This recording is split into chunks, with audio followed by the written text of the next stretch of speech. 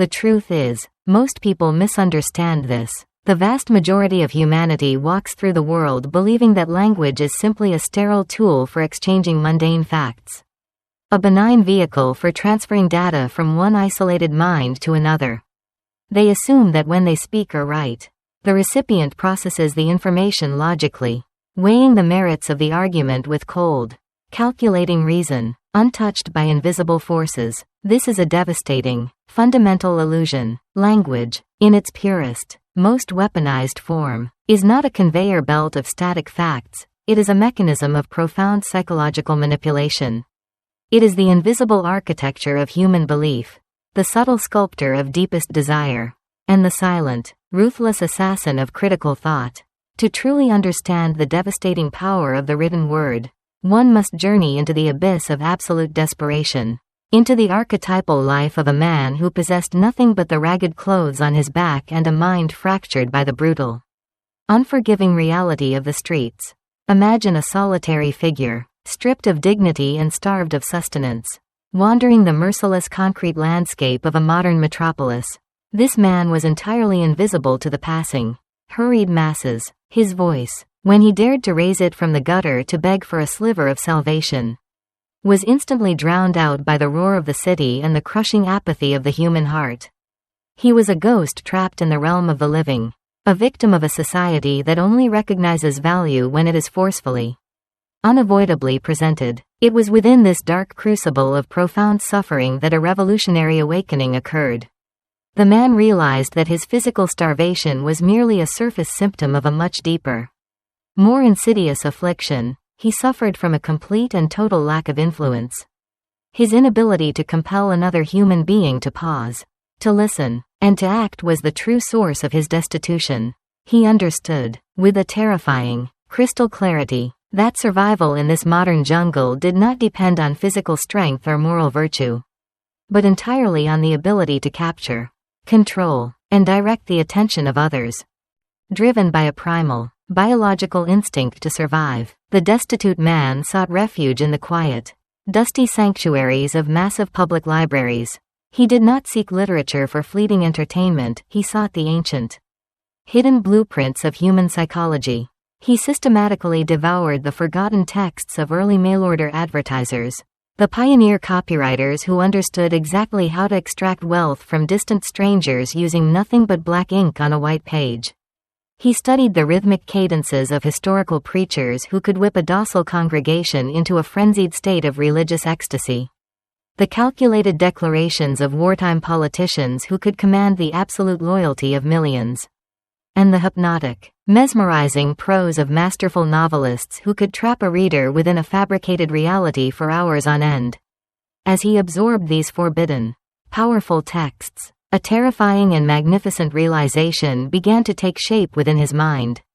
The human brain, he discovered, is not an impenetrable, logical fortress of rational thought, it is a highly vulnerable, deeply flawed biological machine, wired with ancient evolutionary triggers that can be activated by specific, deliberate sequences of words. He learned that every human being walks through life in a perpetual state of waking trance, completely absorbed by their own internal monologues, their paralyzing anxieties, their unspoken fears, and their desperate, unfulfilled desires. The average person is entirely deaf to the noise of the outside world, heavily barricaded behind a thick wall of apathy. To penetrate this cognitive fortress, to forcefully break the trance of everyday existence, one cannot simply knock politely on the door with logical arguments and bulleted facts. One must detonate an emotional explosive directly at the gates of their perception. This was the genesis of what would eventually be known as the dark art of hypnotic writing. It is the calculated practice of forcing a reader into a completely new, engineered trance, a fabricated state of hyper-focused attention where the outside world dissolves, the passage of time distorts, and the only reality that exists is the narrative unfolding on the page before them. The man understood that true, undeniable hypnosis does not require a swinging pocket watch or a swinging pendulum in a darkened room. It requires a psychological hook so devastatingly sharp and perfectly angled that the reader simply cannot look away, even if their rational mind screams at them to do so. He began to obsessively experiment with the anatomy of the sentence, dissecting the structural integrity of words to discover which specific combinations induced boredom and which combinations triggered involuntary physiological responses in the human nervous system. He realized that passive, academic, and bureaucratic language was the absolute enemy of influence. It was the language of sleep, the lullaby of the ignored. To awaken the reader, he had to deploy words that dripped with intense sensory detail, words that tasted of bitter, lingering regret or smelled of sudden, intoxicating wealth. He learned to weaponize verbs, transforming them from static descriptors into kinetic, driving forces that dragged the reader's imagination violently forward through the text. He understood that adjectives, when used sparingly and with surgical, ruthless precision, could paint terrifyingly vivid pictures in the private theater of the reader's mind. The writing process became an act of psychological alchemy, transmuting the base metal of common vocabulary into the pure, blinding gold of unyielding persuasion. The fundamental lesson extracted from this arduous journey into the mechanics of the human psyche is that all human behavior, without exception, is driven by an insatiable, underlying biological hunger. It is never truly about the product, the service, or the philosophical idea being presented. It is always, fundamentally, about the reader's desperate need to fill a gaping void within themselves. The amateur writer makes the fatal, predictable mistake of focusing entirely on the features of their offering, droning on endlessly about specifications, historical facts, and cold logic, entirely blind to the reality that the reader's subconscious is screaming a single, relentless question: what is in this for me?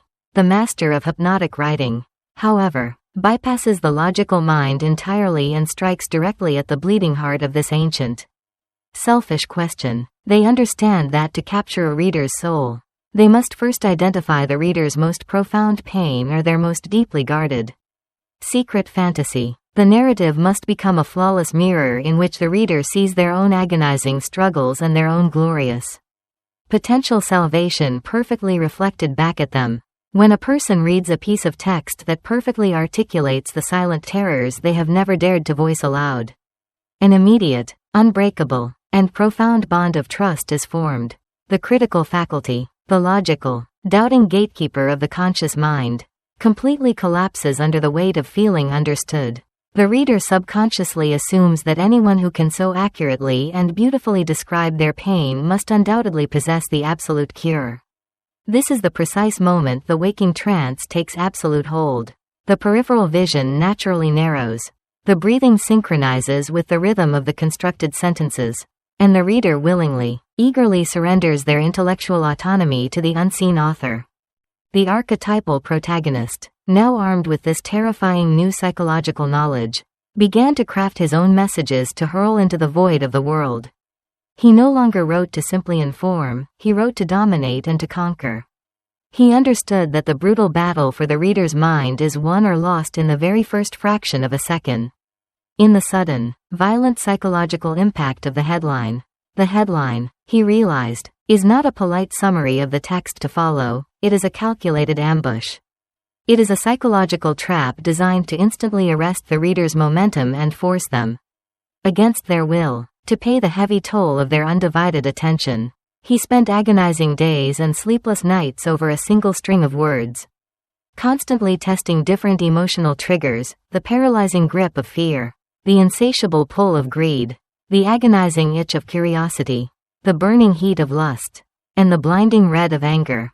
He discovered that a headline promising a massive, effortless, life-altering benefit, while simultaneously whispering of a hidden, forbidden secret, was an irresistible, intoxicating combination. It created an agonizing psychological itch within the brain that could only be scratched by immediately reading the very next sentence. And that next sentence had only one singular, obsessive purpose: to force the reader to read the sentence directly after that. He constructed his paragraphs like a slippery, frictionless slide, a rapid descent into the depths of his persuasive argument, where the reader was constantly propelled downward by a relentless, overwhelming current of rising tension and unfulfilled, tantalizing promises. He mastered the dark art of the open loop, the technique of introducing a captivating mystery or a shocking revelation, only to abruptly suspend the narrative thread and promise the definitive answer at a much later point. This created an intolerable state of cognitive dissonance, a burning, almost physical need for psychological closure that physically bound the reader's eyes to the page. They were no longer reading by conscious choice, they were reading by absolute biological compulsion. As the once destitute man deployed these invisible, psychological weapons into the real world, his reality began to warp and restructure itself with a terrifying, breathtaking speed. The invisible, forgotten ghost of the city streets suddenly became a massive gravitational center of wealth, power, and overwhelming influence. The letters and articles he wrote, heavily infused with the dark, calculated magic of hypnotic syntax, acted as silent, tireless, invisible armies, marching undetected into the minds of thousands of strangers and systematically extracting their compliance, their unwavering trust, and their financial resources. He watched, fascinated and perhaps slightly appalled by the ease of it all, as rational individuals willingly handed over their fortunes in exchange for the carefully constructed promises woven into his rhythmic prose. He had discovered the ultimate cheat code to human existence. The profound realization that reality itself is completely malleable and submissive to those who know exactly how to manipulate the linguistic symbols that define it. The world is not fundamentally made of atoms and molecules, it is made of stories, narratives, and beliefs. And the person who controls the narrative controls the entire world.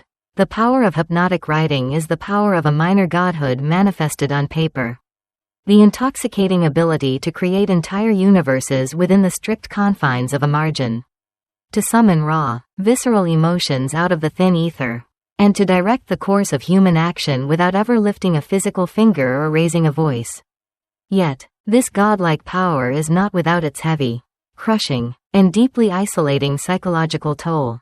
To constantly view humanity not as a collection of beautiful, complex souls, but merely as a predictable series of biological buttons waiting to be pressed, requires a profound and terrifying emotional detachment. The master persuader must simultaneously possess the deepest, most agonizing empathy to truly understand the secret pain of the reader, and the coldest, most ruthless calculation to systematically exploit that exact pain for a specific, desired outcome. It is a perilous tightrope walk over an endless abyss of sociopathy. A dangerous, intoxicating dance between profound human connection and absolute, uncompromising manipulation. The lessons learned in these early, desperate days formed the unbreakable, bedrock foundation of a completely new science of communication.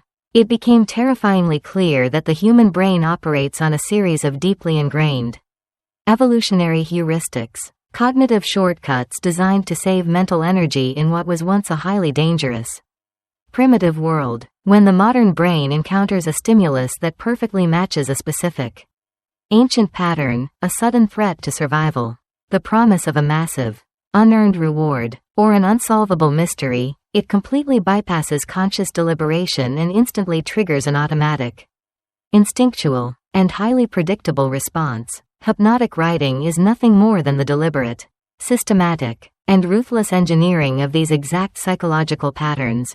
It is the silent insertion of a cognitive Trojan horse into the mental fortress of the audience. The master writer meticulously cloaks their ultimate, self-serving intention in the comforting, familiar language of the reader's own deepest desires, slipping past the heavily armed guards of doubt entirely undetected. They use embedded commands, hiding powerful psychological directives within the complex structure of a seemingly innocent, meandering sentence, completely bypassing the conscious, analytical mind and planting a vibrant seed of action directly into the fertile soil of the subconscious.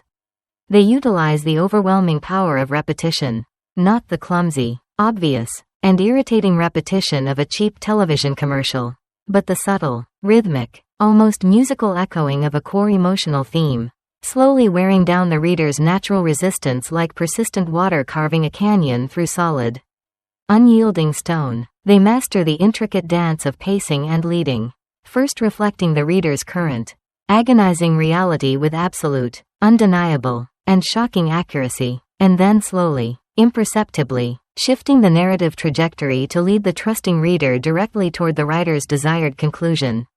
The reader firmly believes they are walking this path of their own free, unburdened will, completely and utterly unaware that every single step was meticulously paved, measured, and dictated by the unseen architect of the text.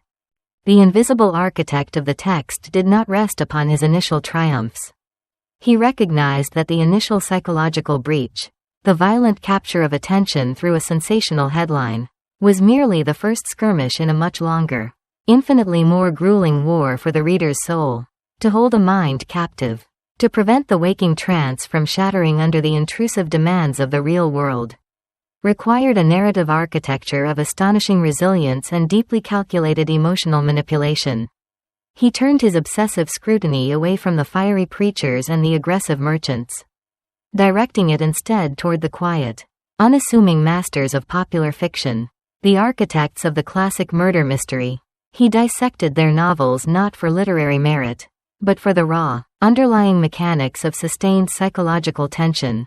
He discovered that these authors were, in essence, grand manipulators of the human dopamine system. They understood that the brain is hardwired to seek closure, to abhor a vacuum of information. By introducing a bloody corpse in the very first chapter and deliberately withholding the identity of the killer, they created a massive, agonizing open loop in the reader's mind. The reader was no longer turning pages for pleasure, they were turning pages out of a desperate, biological necessity to resolve the cognitive dissonance created by the unsolved puzzle. The master persuader realized that this exact mechanism could be perfectly transplanted into the realm of persuasive writing. He began to weave deeply compelling, seemingly unrelated narratives into his sales letters, introducing a fascinating protagonist facing an insurmountable, agonizing problem, a problem that perfectly mirrored the secret, unvoiced desperation of his target audience. He would build the tension to an unbearable crescendo, bringing the protagonist to the absolute brink of total ruin.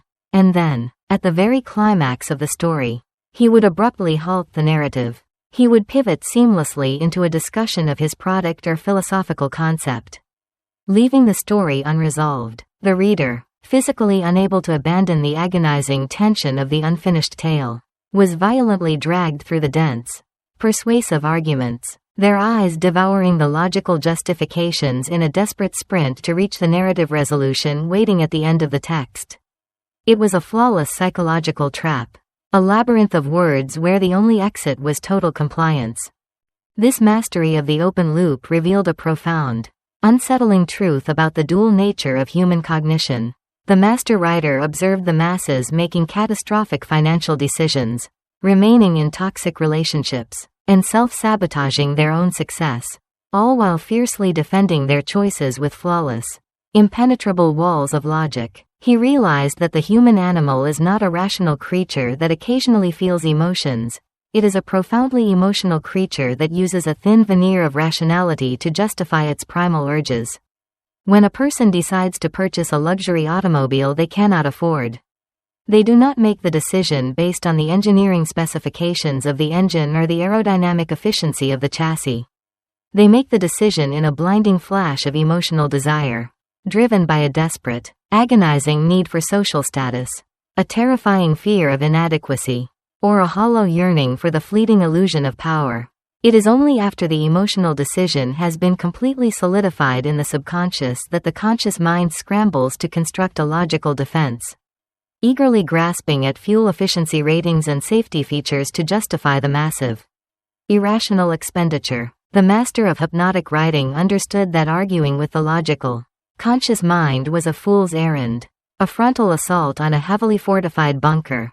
Instead, he deployed his words like a stealth bomber, flying high above the radar of critical thought to drop payloads of pure, unadulterated emotion directly into the vulnerable, unprotected heart of the reader's subconscious. He painted vivid, intoxicating pictures of the reader's ultimate fantasy realized, using language so incredibly dense with sensory detail that the reader could physically feel the warmth of the sun on their skin, taste the sweet, metallic tang of absolute victory, and hear the intoxicating applause of their peers. He bypassed the intellect entirely, forging a direct, intravenous connection to the reader's deepest, most primitive desires. Once the emotional fire was violently ignited, The battle was completely won. The reader's own mind would eagerly supply the necessary logic to justify the predetermined emotional surrender. To achieve this level of visceral, sensory overload, the master writer had to become a ruthless, uncompromising tyrant over his own vocabulary. He realized that the vast majority of human communication is heavily polluted with dead, lifeless words, bureaucratic jargon, academic abstractions, and the cowardly, suffocating weight of the passive voice. When a writer says that a decision was made to implement the strategy, the sentence is a bloodless corpse, utterly devoid of human agency, kinetic energy, or emotional impact. It is the language of evasion, the dialect of the invisible bureaucrat desperate to avoid accountability. The hypnotic writer understood that to induce a waking trance, the language must be fiercely active, bursting with aggressive, forward momentum. He stripped his sentences of every unnecessary adjective and every cowardly, modifying adverb. He replaced weak, meandering verbs with violent, explosive actions. Instead of writing that a man moved quickly across the room, he wrote that the man slashed through the dense, suffocating silence of the parlor. He understood that every single syllable was a vital, finite resource, and any word that did not actively propel the reader deeper into the psychological abyss of the text was an enemy that had to be mercilessly eradicated. This brutal, agonizing process of editing was not merely about grammatical correctness, it was a process of intense psychological distillation. He boiled his prose down until nothing remained but the raw, pulsating nerve of persuasion. He studied the rhythmic cadences of spoken poetry, recognizing that the human brain is highly susceptible to the hypnotic, repetitive beat of a perfectly structured sentence. He varied the length of his paragraphs with the calculated precision of a musical composer, using short, staccato sentences to violently accelerate the reader's heart rate, and long, flowing, hypnotic passages to lull the critical mind into a deep, unsuspecting slumber. The writing ceased to be a mere arrangement of symbols on a page, it became a living, breathing entity, a psychological predator perfectly evolved to hunt and capture the wandering attention of the modern human mind. The application of these dark, powerful principles extended far beyond the realm of mere commercial persuasion. The master writer recognized that the very fabric of human society is held together by invisible threads of hypnotic language. The politician rallying a terrified nation to war does not use bullet points and logical deductions, they use soaring, emotionally devastating rhetoric, painting terrifying portraits of the enemy and glorious, golden visions of ultimate victory. The religious leader commanding the absolute devotion of their flock relies on the ancient, rhythmic repetition of sacred texts, utilizing profound metaphors and emotionally charged parables to bypass the rational mind and speak directly to the soul's desperate yearning for eternal salvation. Even in the deeply intimate theater of romantic love, the silent, unspoken language of attraction is heavily augmented by the hypnotic power of whispered promises, shared secrets, and the intoxicating, rhythmic cadence of a lover's voice. The individual who masters the art of hypnotic writing suddenly finds themselves wielding the very same weapons utilized by the greatest leaders, tyrants, and saviors in human history. They possess the terrifying ability to implant thoughts directly into the minds of strangers, to alter the fundamental trajectory of a person's life with a single, perfectly crafted paragraph. It is a power that demands an almost superhuman level of psychological resilience and ethical clarity. For the line between liberating a mind and completely enslaving it is perilously, microscopically thin. The master writer, looking out over the sprawling, chaotic landscape of a society drowning in a sea of meaningless noise, understood that his words were no longer just a means of personal survival, they were a profound, dangerous responsibility. He had cracked the foundational code of human belief, discovering that reality itself is a fluid, highly unstable construct, constantly being shaped and reshaped by those who possess the courage and the terrifying skill to manipulate the underlying, hypnotic architecture of human language. The trance was everywhere, a permanent, invisible fog blanketing the entire world, and he was one of the very few who held the power to decide exactly what the sleeping masses would dream. As he refined his dark craft, the master recognized a profound vulnerability in the human psyche, the desperate, agonizing craving for personal validation. The masses did not simply want to be entertained, they wanted to feel deeply, profoundly understood. They wanted their secret struggles acknowledged by an invisible authority. He began to weaponize empathy, using it not to heal, but to bind the reader to his narrative. He would describe the reader's internal monologue with such terrifying accuracy that it felt less like reading a page and more like telepathy.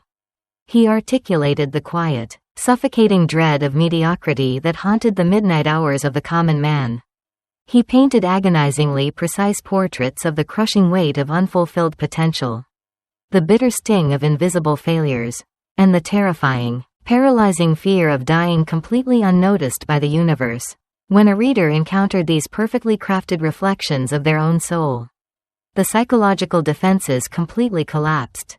The skepticism evaporated, replaced by a desperate, overwhelming sense of gratitude toward the unseen author who finally, truly understood their pain. This was the ultimate stage of the waking trance, a state of complete emotional surrender where the reader willingly handed over the keys to their subconscious kingdom. The master writer no longer had to persuade, he merely had to suggest. The reader, completely intoxicated by the illusion of absolute intimacy, would enthusiastically adopt the writer's beliefs, desires, and commands as their very own. They would vehemently defend these newly implanted ideas against all logical counterarguments, fiercely protecting the very psychological cage that had been so masterfully constructed around them. It was a terrifying testament to the absolute malleability of the human spirit. A dark realization that free will, in the face of truly hypnotic language, is often nothing more than a comforting illusion. The architect of the text had become a puppet master, pulling the invisible strings of emotion to orchestrate the actions of thousands, forever changing the course of their lives with the stroke of a pen. He understood that every written word is a loaded weapon, pointing directly at the reader's mind, waiting for the perfect moment to violently discharge its payload of belief. He saw the world not as a collection of independent thinkers, but as a vast, echoing chamber of competing trances, a brutal battlefield where the most captivating story always, inevitably, conquers the truth. The mastery of hypnotic writing was the ultimate realization that he who controls the words controls the very fabric of human destiny. The silent war for the human mind rages on, entirely unnoticed by the casualties, orchestrated by the invisible masters of the written word who constantly rewrite the underlying code of our shared reality. The words on the page are not passive ink, they are living, breathing parasites of the mind, seeking to colonize the consciousness and dictate the future. This is the terrifying, beautiful, and absolute reality of the hypnotic scribe, a solitary figure casting immense, invisible shadows across the entire span of human history, shaping the rise and fall of empires with the quiet, devastating power of a perfectly constructed sentence. The journey into the dark heart of persuasion leaves no reader unchanged, forever shattering the illusion of linguistic innocence and exposing the brutal, magnificent mechanics of the human soul. The ultimate tragedy and the ultimate triumph of the written word lay exposed before him.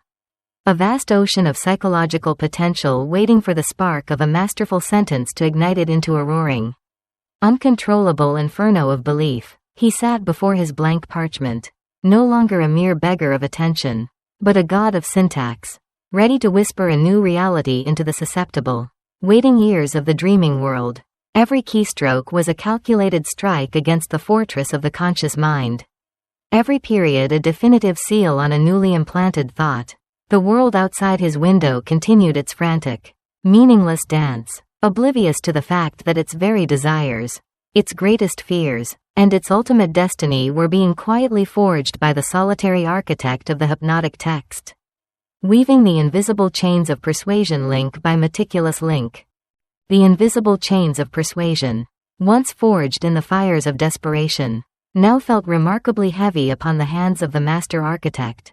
He had conquered the mechanics of the human mind, systematically reducing the complex tapestry of free will into a predictable series of biological triggers and emotional responses.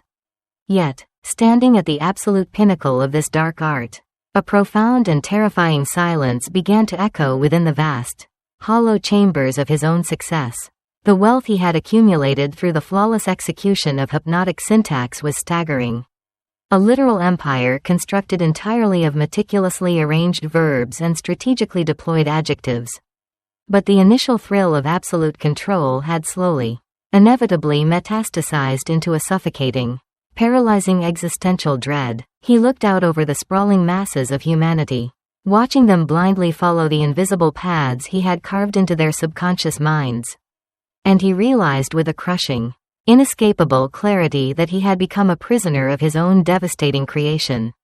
To view every human interaction as a calculated transaction, to see every agonizing tear or joyous laugh merely as an exploitable vulnerability, was to entirely strip the universe of its inherent, beautiful mystery. The master of the waking trance found himself trapped in a nightmare of utter, agonizing isolation, surrounded by millions of minds that he could effortlessly manipulate but with whom he could no longer authentically, genuinely connect. This agonizing spiritual crisis forced a radical, violent evolution in his understanding of the written word. He recognized that the ultimate, absolute power of language was not merely the ability to deceive the conscious mind, but the infinitely more difficult, infinitely more magnificent capacity to heal the fractured human soul.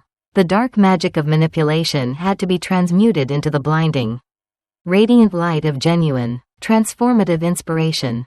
This profound philosophical metamorphosis required the destruction of his most deeply held, cynical beliefs about the nature of persuasion. He had previously operated under the assumption that the truth was entirely irrelevant, a malleable construct that could be infinitely distorted as long as the emotional triggers were struck with sufficient, ruthless force. But he now discovered a deeper, hidden law of human psychology, a fail-safe mechanism buried deep within the collective unconscious. The human animal, he realized, possesses an incredibly sophisticated, almost supernatural radar for inauthenticity. While a brilliantly constructed lie might temporarily bypass the logical defenses, the subconscious mind of the reader is constantly, relentlessly scanning the text for the microscopic, invisible energetic signature of the author's true intent. If the writer does not fundamentally, passionately believe in the absolute righteousness of their own message, a subtle, undetectable dissonance bleeds into the rhythmic cadence of the prose. The words become hollow, the emotional appeals ring slightly flat, and the waking trance becomes fragile, easily shattered by the slightest breeze of skepticism. The master architect understood that to achieve the ultimate, unbreakable state of hypnotic resonance, he could no longer rely on calculated deception. He had to become a conduit for absolute, unvarnished, and terrifying truth. He had to meticulously align his own internal reality with the external message he was projecting into the world. He began to apply the brutal, unforgiving light of his analytical mind to his own internal landscape, systematically identifying and destroying his own hidden biases, his deeply rooted fears, and his lingering, parasitic doubts. The act of writing ceased to be a mechanical process of assembling psychological traps and transformed into a profound, terrifying act of spiritual purification. He realized that the most powerful, irresistible hook in existence is not a fabricated promise of unearned wealth, but the raw, bleeding, and undeniable authenticity of a human being who has walked through the fires of hell and returned with a genuine map to salvation. To channel this level of raw, unmitigated authenticity onto the page, the master had to master a second, entirely different form of hypnosis, the hypnosis of the self. He recognized that the conscious, analytical mind, with its endless barrage of self-doubt, grammatical anxiety, and paralyzing perfectionism, was the ultimate enemy of the creative flow.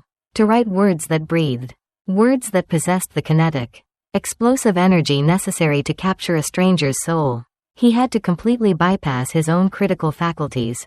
He developed a meticulous, sacred ritual to induce a state of profound, waking trance within himself before his fingers ever touched the keys.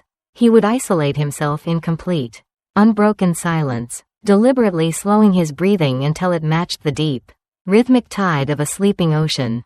He would visualize the exact, specific individual he was writing to, not a faceless demographic, but a single, desperately suffering human soul sitting alone in the dark, silently crying out for an answer.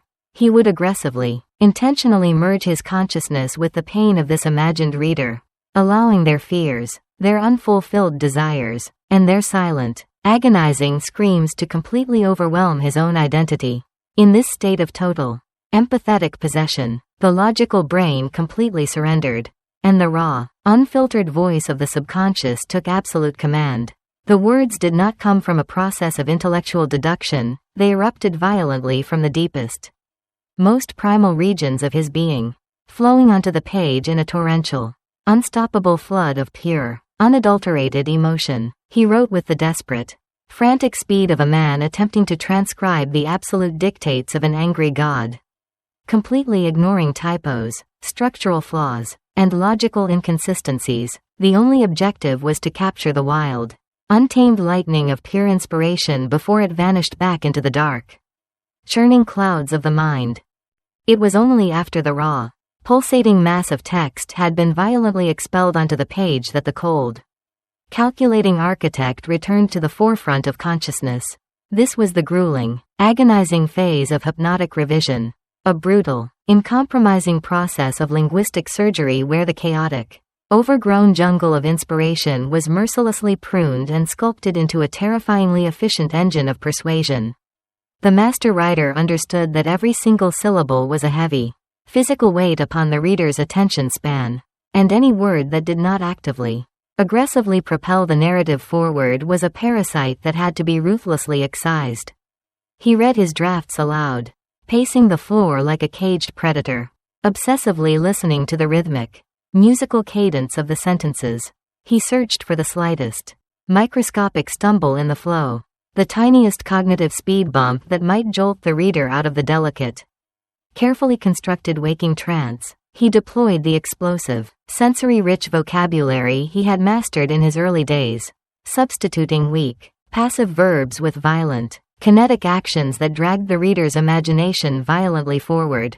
But now, these weapons were not used to deceive, but to brutally, unsparingly clarify the truth. He used the agonizing tension of the open loop not to string the reader along for a cheap sale, but to force them to confront their own deepest, most terrifying self-deceptions. The narrative became a flawless, polished mirror, reflecting back not a fabricated fantasy, but the absolute, undeniable reality of the reader's own infinite, untapped potential. The editing process was a relentless, exhausting pursuit of linguistic perfection, a terrifying alchemy that distilled the sprawling chaos of human emotion into a single, devastatingly sharp point of undeniable clarity. As the master architect finally reached the zenith of his understanding, he looked back upon the long, blood-stained road of his psychological conquests and realized the ultimate, devastating irony of his existence. He had spent his entire life desperately seeking the power to completely control the minds of others, only to discover that the only mind he truly needed to conquer was his own. The profound, inescapable tragedy of the human condition is not that we are immune to the power of words, but that we are already deeply, hopelessly hypnotized by a continuous, overwhelming barrage of negative, limiting narratives. From the moment of birth, society aggressively implants a complex, suffocating code of self-doubt, fear, and perceived inadequacy directly into the fertile soil of the subconscious. The masses wander through their entire lives in a deep, agonizing somnambulism, completely convinced that their suffering is inevitable, their dreams are impossible, and their voices are entirely meaningless. They are trapped in a dark, suffocating trance dictated by the news, by their peers, and by their own relentless, critical inner monologues. The true, terrifyingly beautiful purpose of the hypnotic writer is not to put people to sleep, but to violently, aggressively jolt them awake. It is to use the dark, powerful mechanics of persuasion to shatter the invisible, psychological chains that bind humanity to its own self-imposed mediocrity. The master realized that his meticulously crafted sentences were not weapons of exploitation, they were heavy, linguistic sledgehammers designed to smash through the thick, impenetrable walls of societal conditioning. He was no longer a manipulator of the weak, he had become a fierce, uncompromising liberator of the human spirit. He deployed his sensory-rich language to paint glorious, undeniable visions of a life lived at the absolute limit of potential. using the agonizing tension of his open loops to force his readers to stare directly into the terrifying, magnificent abyss of their own forgotten greatness. This is the ultimate, profound revelation hidden within the dark, mesmerizing depths of this revolutionary approach to language. The core message that this philosophy intends to violently hammer into the consciousness of the reader is that reality is not a static, unyielding physical environment that we merely inhabit. It is a highly fluid, infinitely malleable psychological construct that is continuously, relentlessly generated by the words we choose to consume and the narratives we choose to believe. The book serves as a terrifying, unavoidable mirror, forcing the reader to recognize that they are already a master hypnotist, constantly, relentlessly using the power of their own internal dialogue to talk themselves out of their dreams, to justify their failures, and to reinforce their own agonizing limitations. To study this dark art is to accept a profound, terrifying, and ultimate responsibility for the architecture of one's own existence. It is the uncompromising demand to cease being a passive, unconscious victim of the world's aggressive linguistic programming, and to deliberately, ruthlessly seize control of the narrative. The true master of this craft understands that every sentence they write, every email they send, and every word they speak is a highly volatile, magical incantation that will either build a bridge to absolute salvation or forge another link in the heavy, suffocating chain of human despair. The power to alter the fundamental trajectory of human history, to reshape the borders of nations, and to heal the deepest, most agonizing fractures of the human heart has never resided in the edge of a sword or the blast of a bomb. It has always, eternally, resided in the quiet, devastating, and absolute authority of the written word. Language is the ultimate, invisible architecture of the human soul. Master the words, and you command the very fabric of reality itself.